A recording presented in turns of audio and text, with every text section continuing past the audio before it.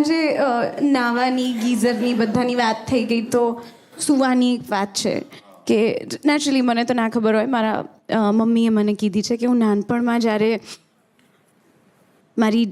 સુવાનો time થાય તો I would sing myself to sleep. એટલે મમ્મીએ લોરી ના ગાવી પડે, હું જાતે ગાતા ગાતા ગાતા ગાતા સૂઈ જાઉં.